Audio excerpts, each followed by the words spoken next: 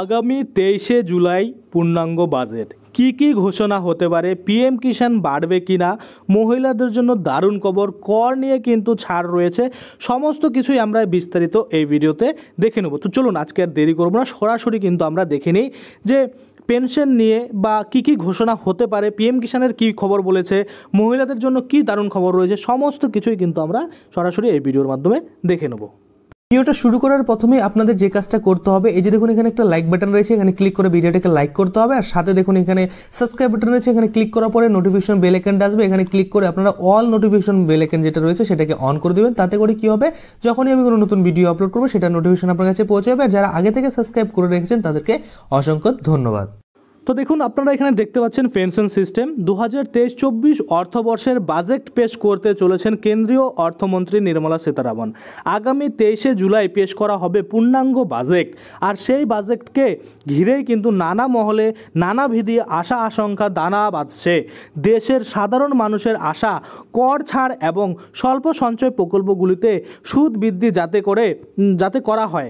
এর পাশাপাশি এনডিএ সরকার যে কেন্দ্র সরকারি কর্মীদের পেনশন নিয়ে বড় বদল আনতে চলেছে তা কিন্তু জানা গিয়েছে সূত্রের মাধ্যমে।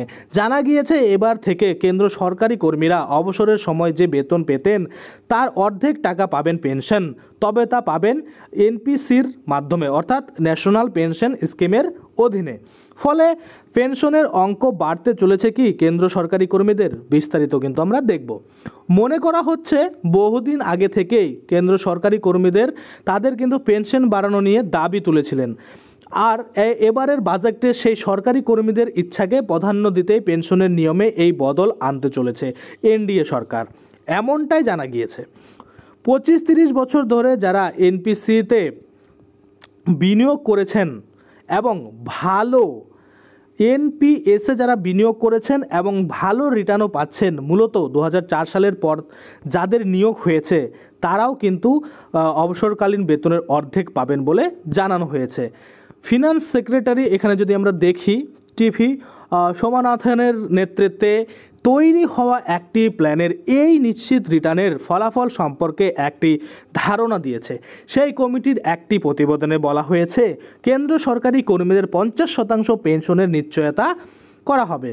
বর্তমানে এনডিএ সরকারকে কোনো নিশ্চিত অবসরকালীন ফান্ড নেই, আর এই শূন্যস্থান অবিলম্বে পূরণ করা দরকার বলেই মনে করেছে সেই committee.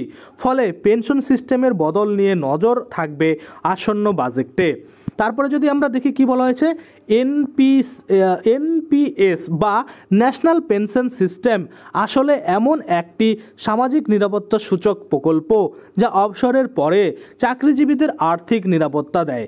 Pension fund regulatory and development authority এই এনপিএস প্রকল্পটি নিয়ন্ত্রণ করে। এই প্রকল্পে জমানো টাকা equity, government bond, corporate bond এবং আরও অন্যান্য অ্যাসেটে বিনিয়োগ করে থাকে। এই প্রকল্পে বিনিয়োগের মাধ্যমে আয়কর আইনের 80C এবং 80CCD ধারায় কর ছাড়ের সুযোগ পান কাতারা, অর্থাৎ যারা কিন্তু কর দেন তাদের কিন্তু এই ধারাগুলোর মাধ্যমে তারা কিন্তু কর ছাড় পান। এবং এই যে এনপিএস রয়েছে অর্থাৎ ন্যাশনাল পেনশন সিস্টেম, এই আওতায় কিন্তু এবার থেকে যারা সরকারি চাকরি করেন তাদের কিন্তু কি লাভ হতে চলেছে আপনারা এই ভিডিওর মাধ্যমে দেখলেন।